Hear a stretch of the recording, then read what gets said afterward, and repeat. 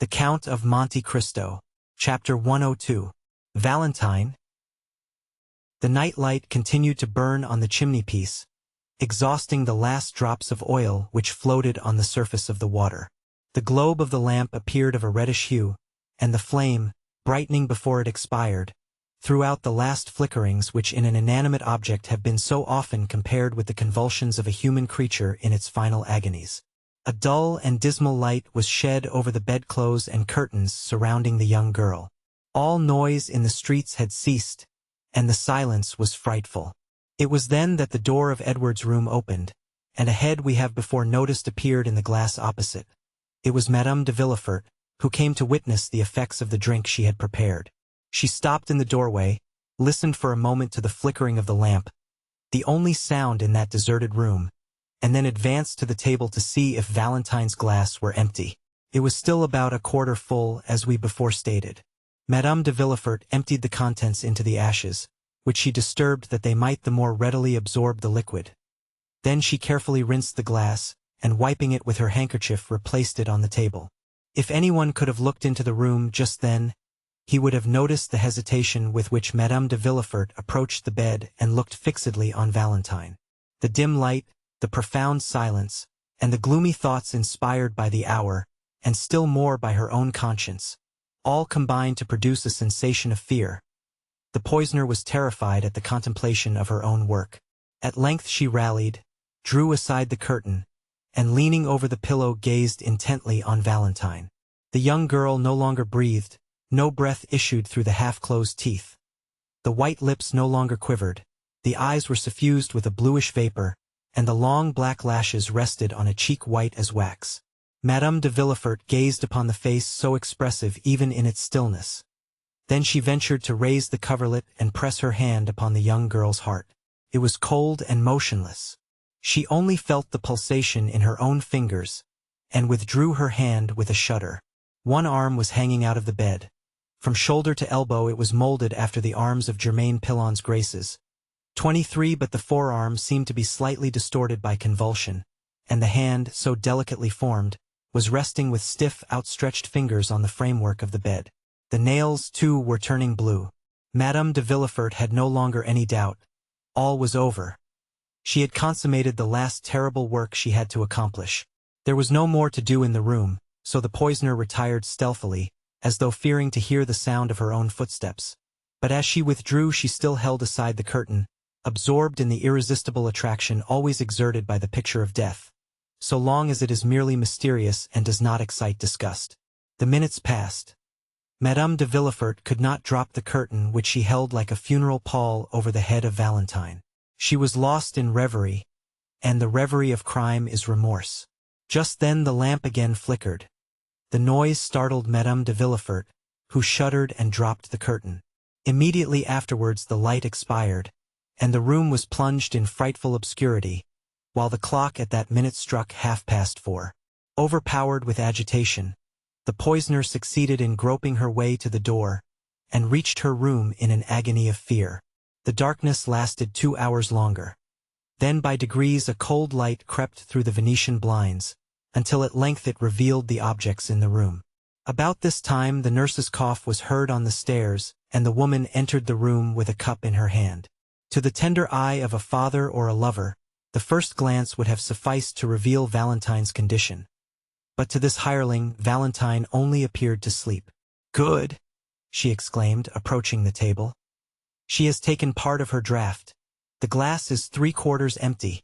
Then she went to the fireplace and lit the fire, and although she had just left her bed, she could not resist the temptation offered by Valentine's sleep, so she threw herself into an armchair to snatch a little more rest. The clock striking 8 awoke her. Astonished at the prolonged slumber of the patient, and frightened to see that the arm was still hanging out of the bed, she advanced towards Valentine, and for the first time noticed the white lips. She tried to replace the arm, but it moved with a frightful rigidity which could not deceive a sick nurse. She screamed aloud, then running to the door exclaimed, "Help, help! What is the matter?" asked M. d'Avrigny at the foot of the stairs, it being the hour he usually visited her. "What is it?" asked Villefort, rushing from his room. "Doctor," Do you hear them call for help? Yes, yes. Let us hasten up. It was in Valentine's room. But before the doctor and the father could reach the room, the servants who were on the same floor had entered, and seeing Valentine pale and motionless on her bed, they lifted up their hands towards heaven and stood transfixed, as though struck by lightning. Call Madame de Villefort! Wake Madame de Villefort! Cried the procureur from the door of his chamber, which apparently he scarcely dared to leave, but instead of obeying him, the servants stood watching M. d'Avrigny, who ran to Valentine, and raised her in his arms. What? This one too? He exclaimed. Oh, where will be the end? Villefort rushed into the room. What are you saying, doctor? He exclaimed, raising his hands to heaven. I say that Valentine is dead, replied d'Avrigny, in a voice terrible in its solemn calmness. M. de Villefort staggered and buried his head in the bed. On the exclamation of the doctor and the cry of the father, the servants all fled with muttered imprecations. They were heard running down the stairs and through the long passages. Then there was a rush in the court. Afterwards all was still. They had, one and all, deserted the accursed house. Just then Madame de Villefort, in the act of slipping on her dressing gown, threw aside the drapery and for a moment stood motionless, as though interrogating the occupants of the room, while she endeavored to call up some rebellious tears. On a sudden she stepped, or rather bounded, with outstretched arms, towards the table. She saw d'Avrigny curiously examining the glass, which she felt certain of having emptied during the night. It was now a third full, just as it was when she threw the contents into the ashes. The spectre of Valentine rising before the poisoner would have alarmed her less. It was, indeed, the same color as the draught she had poured into the glass, and which Valentine had drunk. It was indeed the poison which could not deceive M. d'Avrigny, which he now examined so closely. It was doubtless a miracle from heaven, that, notwithstanding her precautions, there should be some trace, some proof remaining to reveal the crime. While Madame de Villefort remained rooted to the spot like a statue of terror, and Villefort, with his head hidden in the bedclothes, saw nothing around him, d'Avrigny approached the window, that he might the better examine the contents of the glass, and dipping the tip of his finger in, tasted it. Ah, he exclaimed, it is no longer brucine that is used. Let me see what it is. Then he ran to one of the cupboards in Valentine's room, which had been transformed into a medicine closet, and taking from its silver case a small bottle of nitric acid, dropped a little of it into the liquor, which immediately changed to a blood-red color. Ah! Exclaimed d'Avrigny, in a voice in which the horror of a judge unveiling the truth was mingled with the delight of a student making a discovery. Madame de Villefort was overpowered. Her eyes first flashed and then swam. She staggered towards the door and disappeared. Directly afterwards the distant sound of a heavy weight falling on the ground was heard, but no one paid any attention to it. The nurse was engaged in watching the chemical analysis, and Villefort was still absorbed in grief. M. d'Avrigny alone had followed Madame de Villefort with his eyes, and watched her hurried retreat. He lifted up the drapery over the entrance to Edward's room, and his eye reaching as far as Madame de Villefort's apartment, he beheld her extended lifeless on the floor. Go to the assistance of Madame de Villefort, he said to the nurse. Madame de Villefort is ill. But Mademoiselle de Villefort, stammered the nurse. Mademoiselle de Villefort no longer requires help, said d'Avrigny, since she is dead. Dead? Dead? Groaned forth Villefort, in a paroxysm of grief, which was the more terrible from the novelty of the sensation in the iron heart of that man. Dead? Repeated a third voice. Who said Valentine was dead? The two men turned round, and saw Morel standing at the door, pale and terror-stricken. This is what had happened. At the usual time, Morel had presented himself at the little door leading to Noirtier's room.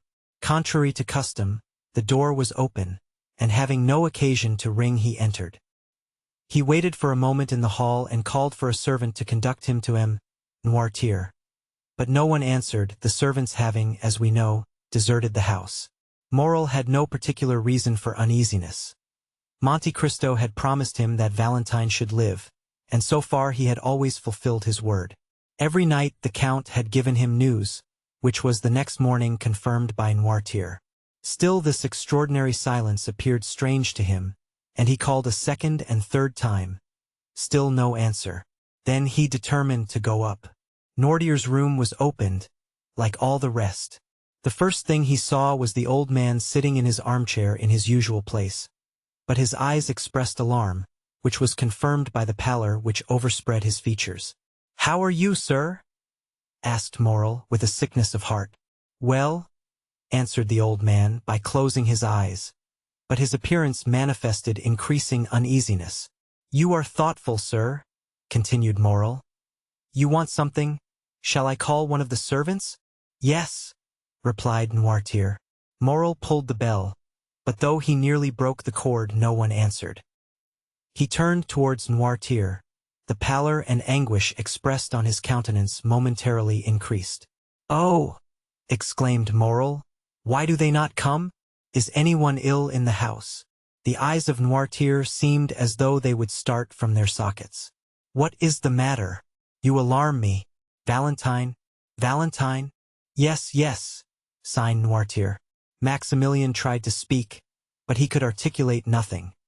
He staggered and supported himself against the wainscot. Then he pointed to the door. "Yes, yes, yes," continued the old man. Maximilian rushed up the little staircase, while Nordier's eyes seemed to say, "Quicker, quicker!" In a minute the young man darted through several rooms, till at length he reached Valentine's. There was no occasion to push the door, it was wide open. A sob was the only sound he heard. He saw as though in a mist, a black figure kneeling and buried in a confused mass of white drapery. A terrible fear transfixed him. It was then he heard a voice exclaim, "Valentine is dead," and another voice which, like an echo, repeated, "Dead, dead."